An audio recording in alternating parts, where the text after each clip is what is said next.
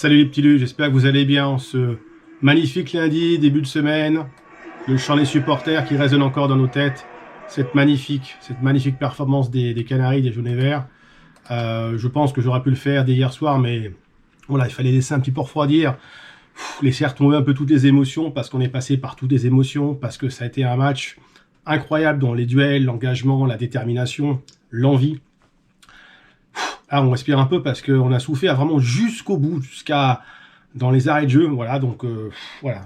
Là, j'ai préféré faire ça un petit peu, non pas à froid, mais vraiment pas sous coup d'émotion, pour reprendre un peu tous mes esprits, pour revoir un peu plus l'analyse en fond et en profondeur que les briefs. Voilà, bon, je pense que tout le monde a passé un très bon dimanche soir, une bonne fin de week-end. Je pense évidemment que gagner au bout de 10 matchs, pardon, 10 matchs sans victoire, je vais y arriver, je suis encore dans l'émotion, 10 matchs sans victoire et enfin gagner à la maison et en plus face à l'ennemi juré, que demander de plus. Je pense que là, on a fait la complète.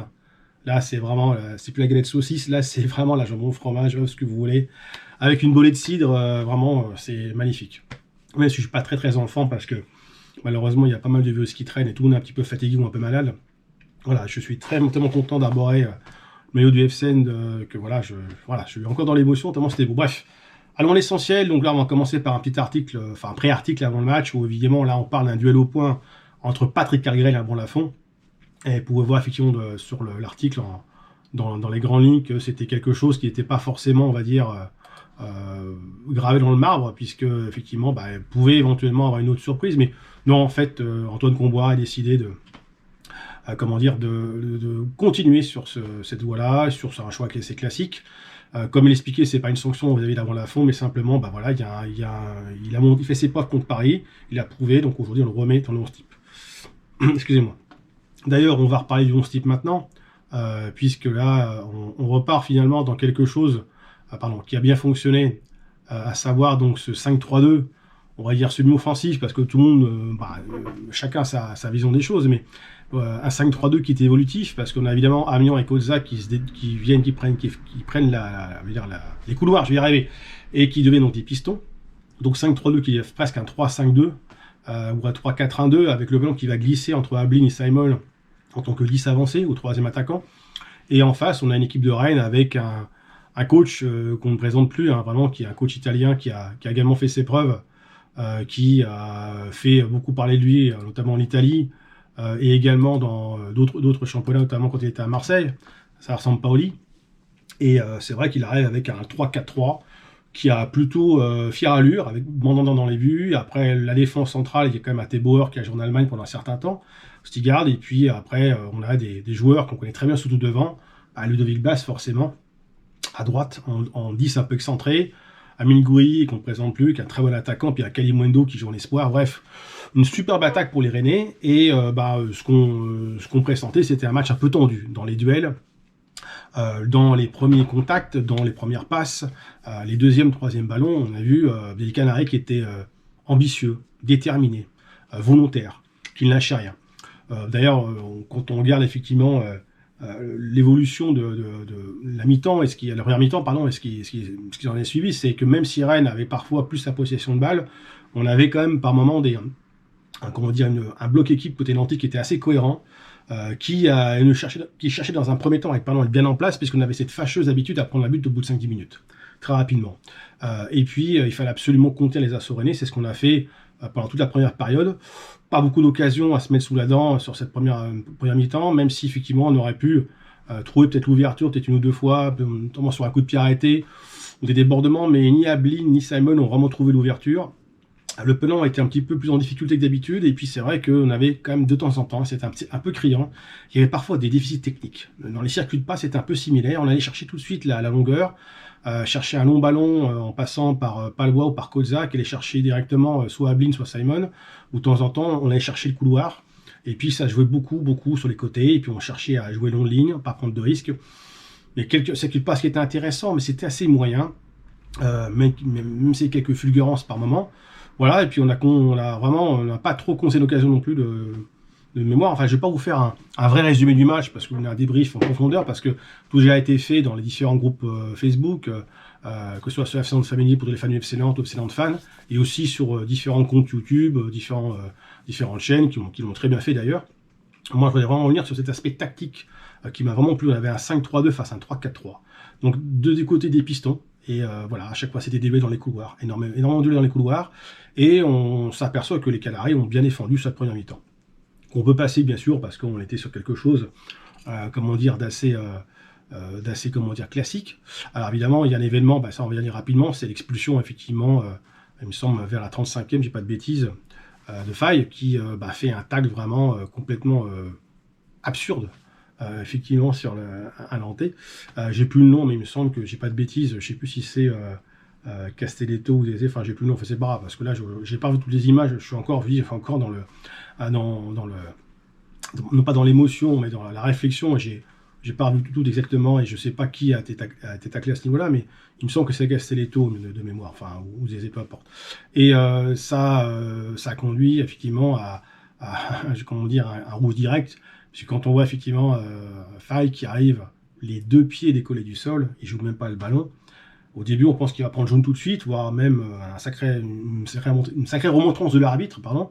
Et en fait, non, c'est rouge direct. Donc du coup, forcément, c'était un fait de match qui allait à notre faveur pour une fois. Et c'est bien. Donc c'est quelque chose qu'il fallait prendre en compte. Alors bien, oui, non, parce que vous savez, une équipe qui joue à 10, il y a un changement tactique qui se met en place. Et nous savons qu'on joue avec 3 centres dès le départ. C'est ce qu'a fait effectivement, comment dire, le coach de Rennes. Il est reparti, je me semble, sur de mémoire, sur un 3-4-2, quelque chose de relativement offensif. Donc il a juste enlevé un attaquant et il est resté sur cette composition-là. À voir peut-être au niveau des remplaçants, mais il me semble que c'est ça. Après, concernant effectivement cette expulsion, mis à part effectivement le changement pas de système, mais un petit positionnement du côté rennais, on aurait pu avoir une ou deux occasions nettes pour se mettre à l'abri d'entrée de jeu avant la mi-temps, ça n'a pas été le cas. On a peut-être manqué un peu d'efficacité, on a manqué par moments peut-être aussi de créativité, ce qui fait qu'on est arrivé en même temps avec ce score de 0-0, mais avec bien sûr ce fait de jeu qui a conduit à ce qu'on soit en supériorité numérique. Alors, on pourrait croire que Nantes aurait pu profiter de cette supériorité numérique, ça n'a pas été le cas. Les Rennais sont bien regroupés, c'est même eux qui avaient même le ballon, qui peuvent nous poser des problèmes par moment aussi. On a vu sur 2-3 occasions que Cargren a été très vigilant. Et on s'est dit, à un moment donné, on arrivait à l'heure de jeu, et on se dit, mais attends, qu'est-ce qui se passe? Pourquoi on n'arrive pas à marquer?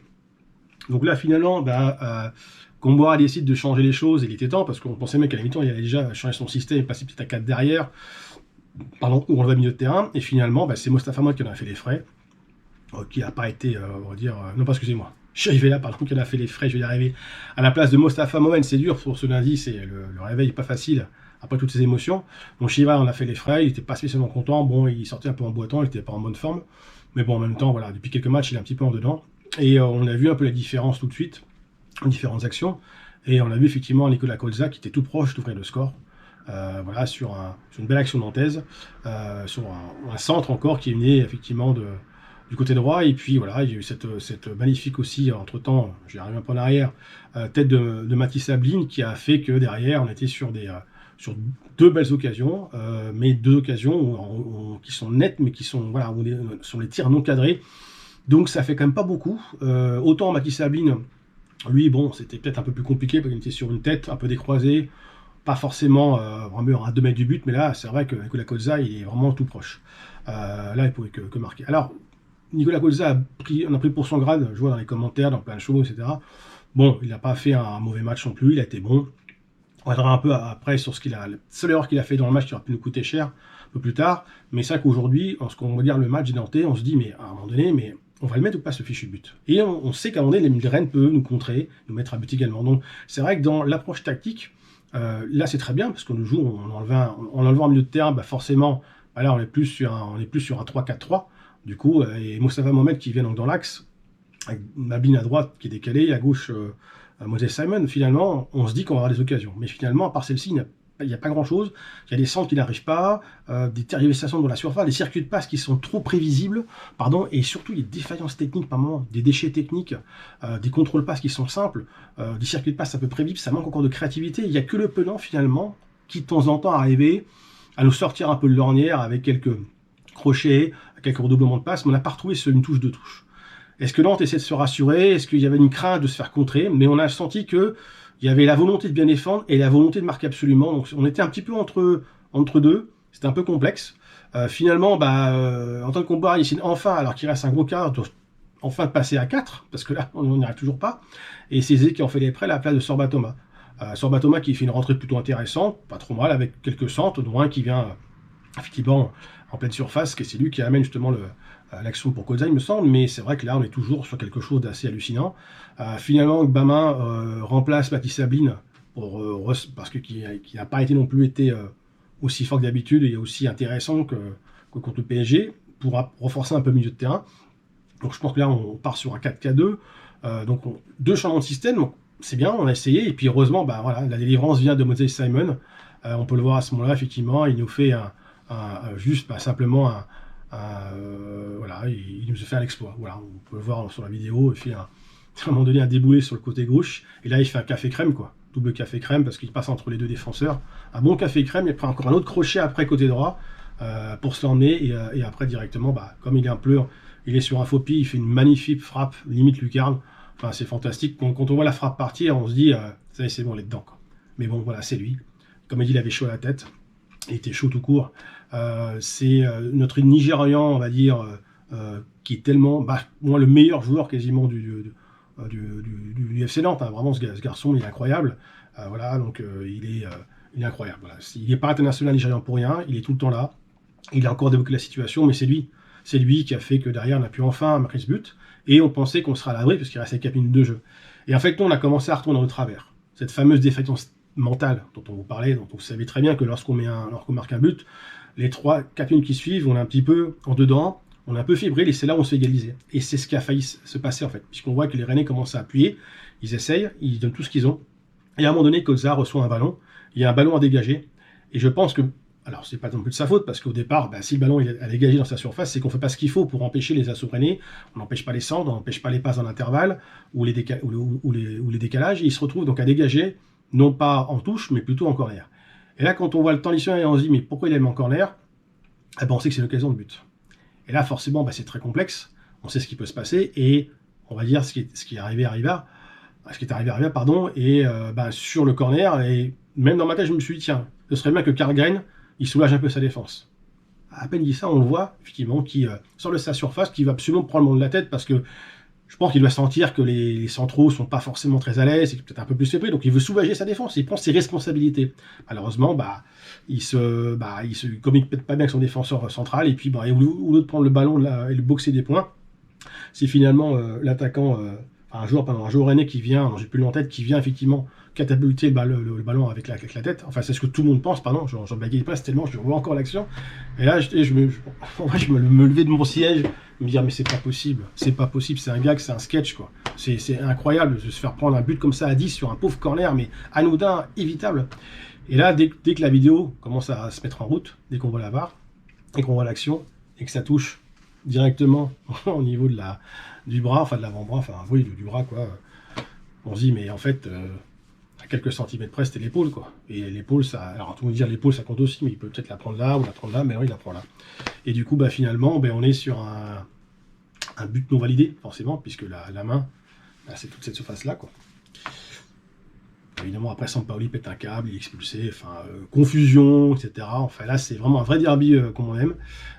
Et là, on se dit qu'on est vraiment, touche du bois, on est vraiment... les dieux du football étaient avec nous, quoi. Mais on a peut-être besoin de ça aussi, un petit coup de pouce du destin. Un match est fait non pas de certitude, mais plutôt d'incertitude. C'est ça qui rend le football magnifique et dramatique à la fois. Et je dirais que tous les astres étaient alignés, ou les planètes, pardon. Les dieux du football étaient un peu avec nous aujourd'hui, enfin hier plutôt, et tant mieux. Donc ça nous fait en fait une victoire très importante, puisque ça fait donc 10 matchs qu'on n'a pas gagné. Et surtout, mentalement, on se rend compte qu'on est capable d'ouvrir le score et que même si on est à la limite d'en prendre un, on arrive à le conserver enfin. Mais il était temps qu'on marque. Et surtout, on n'a pas pris de but. Donc, un nul, une victoire, 1-0, à l'arrache, à étriquer sur l'exploit individuel. Il fallait peut-être ça, un éclair de génie, une lumière, voilà. Est-ce qu'enfin les Nantais vont reprendre confiance et se dire qu'ils sont capables de marquer et de subir sans encaisser de but? Est-ce qu'ils sont peut-être capables de marquer peut-être plus qu'un seul but? Voilà, on a fait un partout au PSG, on gagne 1-0 contre Rennes à domicile. Finalement, on est sur la bonne voie de la guérison. Et rappelez-vous ce que j'avais dit à un moment donné, mais c'était pas de moi, c'est de Laurent Blanc. Le meilleur médicament, c'est la gagne. Je pense que là, le remède a été trouvé. Donc, dans une semaine contre Brest à l'extérieur, contre une équipe qui est un petit peu malade, qui est un peu en souffrance, il va falloir au moins minimum ramener un match nul. Rester invaincu jusqu'à la trêve et avant les fêtes de fin d'année. Voilà, après, j'ai envie de vous dire, j'ai fait un peu une analyse des briefings, un peu comme je pouvais, parce que j'étais encore tellement dans l'émotion, dans la joie, en fait, après toutes ces semaines de souffrance. Parce qu'en plus, moi qui ai créé la chaîne il y a peu de 2 mois, j'ai commencé par un match nul, et après c'était que des défaites ou des matchs nuls, donc enfin une victoire, et en plus lors du derby à domicile. Voilà, ça a peut-être cassé cette mauvaise dynamique, ça va peut-être dire que les Canaries vont enfin se dire, ça y est, c'est bon, on a exorcisé, on a vaincu le signe indien, pour enfin se dire, on gagne enfin à domicile, on gagne après 10 matchs sans victoire, et en plus face à l'ennemi juré. Je crois que ça fait un petit bout de temps qu'on n'a pas battu Rennes. Hein. Et je me souviens de certains matchs où on a pris quelques claques pas évidentes à digérer. Voilà. On a fait le tour, on est à plus de 16 minutes, là je crois, ils sont donc, je sais plus, je vais regarder le téléphone, que j'ai plus le temps en direct. J'ai fait un peu plus long que d'habitude, je ferai peut-être plus court la prochaine fois. Voilà, donc avec un petit montage qui va bien. Et puis merci encore au groupe pour m'avoir accepté, aux modérateurs, mais merci pour les discussions sur le groupe Facebook, c'est super enrichissant, c'est sympa, c'est cool, c'est fun, il y a un petit peu de chambrage parfois, mais pas méchamment. Il y a 2-3, on peut discuter, on peut échanger sur le système tactique, sur les choix de Comboiré, sur la gestion du club, c'est super intéressant, c'est enrichissant. Donc merci à vous pour votre activité. Si vous voulez réagir, vous avez l'espace commentaire qui est dédié à ça, à vous abonner à la chaîne, et puis surtout, passez une très bon début de semaine, et bien sûr, prenez soin de vous.